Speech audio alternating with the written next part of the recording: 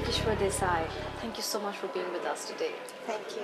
Tell us first, of your association with Tongues on Fire. Give us a little view of how's the journey been with Tongues on Fire ever since you've been associated with it. Well, I got associated with Tongues on Fire just last year, and I have to say it's been a marvelous association because I think it's such a strong film festival and it has such a strong foundation, and I think that's what really attracted me to it because it's been running here now for 12 years, and as we all know and we've experienced through last year's festival and again this year's festival, is that it gets an amazing response not just from the Asian community but also from other communities, and is a very, very multicultural sort of festival with a very clear focus on Asian cinema. And I think the time has now come for us to celebrate that, celebrate that identity of being Asian and yet connected to the global world, to global cinema in a wonderful way. And that is what Tongues on Fire does. And I think it provides a wonderful platform for filmmakers, for directors, for actors, for producers, and just for people who love cinema to get together at a common platform. As you speak, I see a lot of passion in you about cinema. Tell me, how does your passion really come from? Where is it really coming from? What is the motivation behind this? Well, I think I've always worked in the visual medium. I used to be in television for about 20 years in India before I relocated here. And then I wanted to write about Indian cinema. So my first book was all about Indian cinema, and I did research it for about 2 years. It's called Darling Ji, and it's about the story of Nargis and Sunil Dutt. But through that, I tell the story of the growth of Indian cinema. And so because we've all grown up on Indian cinema, and I'm very proud and very unapologetic of the way Indian cinema is, with all its songs and dances, with its melodrama, and I think it's and yes, and I think we should just enjoy the fact that it is different from European, Western, Chinese, any kind of cinema in the world. It has its own identity, and I think that is what makes it so interesting. Because if it was like any other cinema, why would we want to watch it? Why would we want to celebrate it? So I think because it has such a strong and powerful identity, that's why I like it so much. Right. Now, you said you've written a book from the time Sunil Dutt and Nargis. Means you have a very strong historical understanding of cinema. And as you see it of today, the entire face of Indian cinema has changed. The times have changed. Audiences have changed. What do you have to say about the present time and the present face of Indian cinema?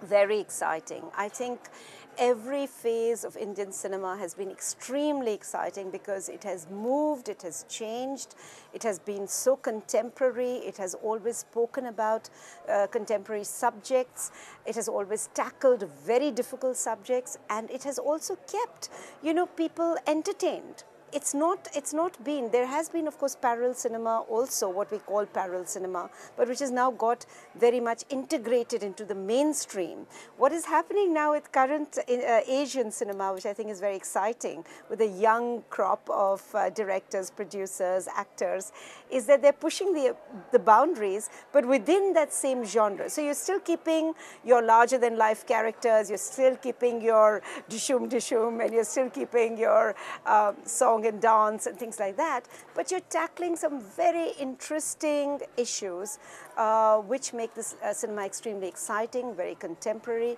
very much of today.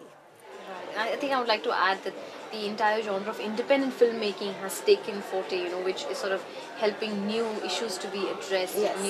Well, I don't know how independent one can say that cinema really is, because it is being still supported.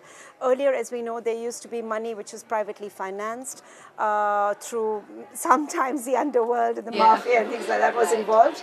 But now it's been it's been declared an industry, so you do get funding from banks, but mostly from studios. Where you do get funding is from studios. So in that sense, it's not strictly independent cinema, which is now coming. Current crop of films is all coming through some very interesting studios which have come up in Mumbai, definitely.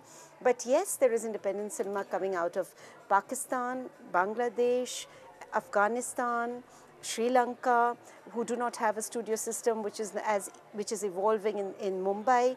And of course, we are interested in Tongues on Fire cinemas from all these countries. Right.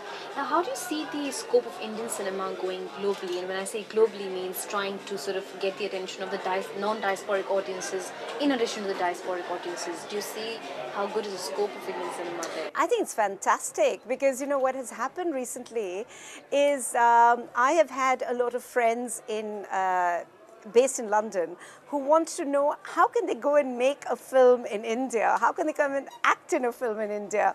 What is it? Like the other day I got this call from a well-known theatre actor in London, and he said, who's this guy, Salman Khan? You know, he's making a film and he wants me to act in it.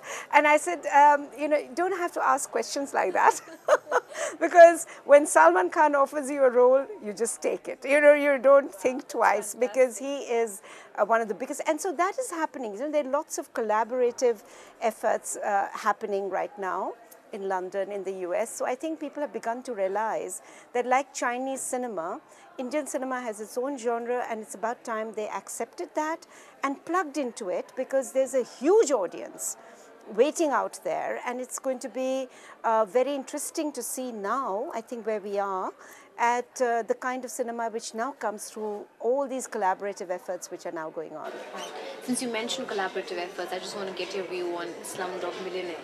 What is your very honest and candid review about that? Well, I have to say I had my reservations about that film because, you know, I did very much appreciate a similar film which came out 20 years ago, which was made by Meera Nair, Salam Bombay. And I felt, the moment I saw Slumdog Millionaire, I felt that was a much better film.